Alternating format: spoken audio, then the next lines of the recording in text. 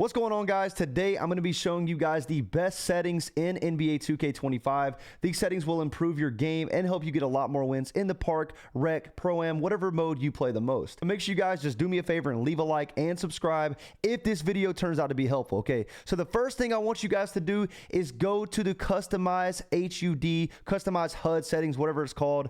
You guys can do this in the main menu, in the park, and play now. It doesn't matter, but make sure you go to customize HUD, and once you're in here, I want you to open up perfect release animation and SFX. Now, once you open that up, you're going to see visibility. Make sure you guys turn this on all shots so you guys can see your green and all your opponent's greens as well. For the graphic, there's only flame and ball, but I recommend is going with whatever looks best for you. I'm going with flame. And for the placement, make sure you guys click above player if you want to see those greens above your head.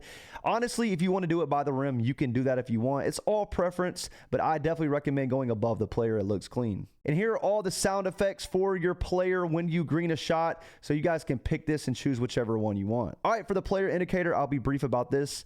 If you want this on, you can turn the visibility on. For the graphics, you can choose circle, basketball, or flame, and you can pick the color and the size for those. Now for the shot meter, make sure you guys turn on visibility for shots, obviously, so you can see if you green the shot or not, and definitely turn that on for layups as well. And for free throws too. Now this setting is for if you want the jump shot meter on. We'll talk about that in a second. For the turbo and fatigue meter, make sure you put that on the floor. If it's above your head, it's gonna look weird. Left or right, it's gonna look weird as well. So make sure you put it on the floor. And personally, I like the medium size. Make sure your takeover icon visibility is on, and definitely put it on either the left side or the right side. Definitely don't put it above the player. That looks weird. I'm definitely gonna be rocking with it on the left side. Now this is important for shot feedback. Make sure you put visibility for all shots. When you get on the game, it's going to be simple as default. And basically what simple does is you can see if you green right away. That is the upside to it, but you're not going to be able to see the contest, unfortunately. So I definitely recommend going with all shots for visibility. Make sure you turn the distance, timing,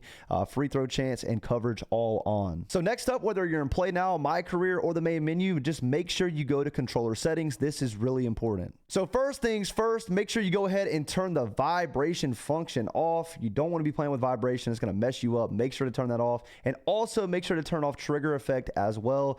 Listen, it's just going to mess you up. It's not going to help you at all, so make sure to turn these two off. Now for your shot timing profile, ladies and gentlemen, let's break this down. Real player percentage is only going to be based off of offline mode, so that's the only way you're going to be able to use real player percentage is if you play offline. So feel free to use that. Have fun if you play offline. Now for my park players, rec players, any online modes, these are the three different shot timing profiles we need to talk about. Okay, now first off, let's start off with high risk reward. High risk reward is green or miss. Okay, but the upside to have high risk reward is the fact that the green window is much bigger than normal risk reward and low risk reward. So the green window is huge, but if you mistime it, you'll miss. So I think high risk reward is the best setting for players who have been playing 2K for a long time. If you're a 2K veteran, you know, you've been playing 2K for years, I would definitely recommend putting on high risk reward. Now if you're a new player, or even a player that's, you know, if you're a brand new player to 2K, I would definitely recommend putting on low risk reward. Or even if you have really bad internet and, you know, you lag a lot, your game chops a lot, I would definitely recommend putting on low risk reward, because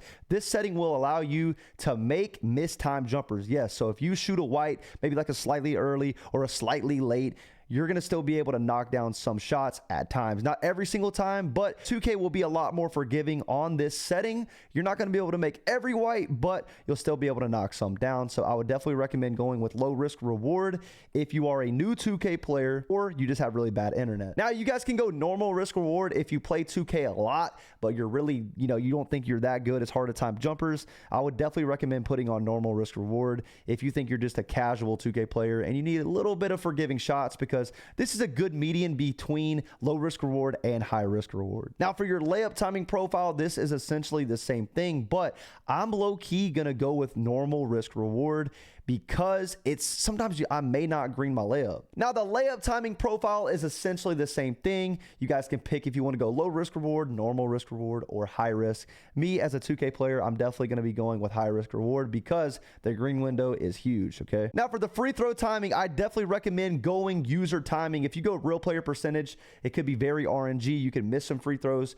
So yeah, At the end of the day, I think you should go user timing for the free throw timing. Next up, we're going to talk about shot timing visual cue. This is very important for people who, guards, any poppers, any stretch bigs, anyone that likes to shoot the ball. This is very important. So let's go over it. Basically, what shot timing visual cue is, this is going to be your cue for when to release the shot. The shot timing visual cue does not speed up or slow down your jump shot. That is a big thing to remember. So remember that, okay? All it is you choosing a time when to release the jumper. So first, we're going to go over jump. Now, again, this does not speed up your jump shot, guys, okay? Jump is going to be the fastest release. So if you're looking to just shoot it right away, click square and let go, jump is definitely the one to go with. That's really fast. I definitely don't recommend going with this. Next up, the second fastest shot timing visual cue is set point. This one is pretty good as well. Basically just let the ball go when you're at the set point of the jumper. Then next up, we have push. Basically, you just release it when your player is pushing the ball, letting it go. And then next up, we got release, which is going to be holding square to the very end when your player is releasing the ball from the jump shot. In my opinion, I would definitely recommend going with push, but comment down below and let me know what you guys are going to be using. For shot meter input type, make sure you guys go ahead and put it on all so you're not at a disadvantage. Pro stick function, definitely leave this on default. You do not want to mix it up and be able to, only do dribble moves or only jump shooting, with the right stick. So leave this on default. Pro stick orientation, definitely put this on absolute, because, if you like to dribble and you're on the right side of the court, if you put it on camera relative, you're gonna have to flick the right stick in totally different directions, and it's just gonna be confusing. So leave this on absolute. For off ball offense mode, definitely recommend leaving this on absolute as well. Double team reaction, leave this on auto. Help defense button function, leave this on double team. Call for pick and roll versus fade, leave this on manual. For the player icons, definitely leave that on. Skip pass, leave that enabled. Icon leading pass, leave that on. Pro stick pass type, leave that on normal. You don't want to just start throwing flashies randomly. You guys can just double tap circle to throw a flashy pass if you're on PlayStation. So leave that on normal. Icon passing, leave that on default.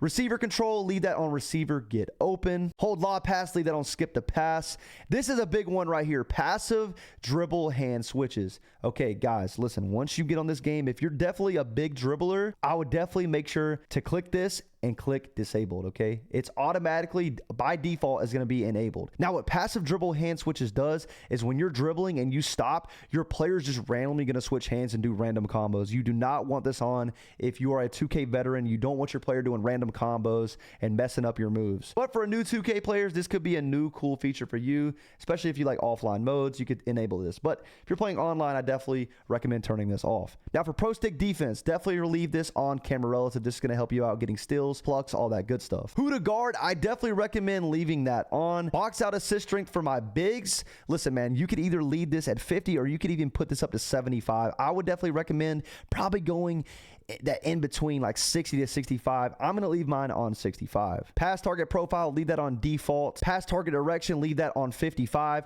Pass target distance, leave that on 40. And for pass target openness, leave that on 5. But ladies and gentlemen, these were the best NBA 2K25 settings. Leave a like and subscribe if you guys were informed. And I'll see you guys in the next one. I'm out. Peace.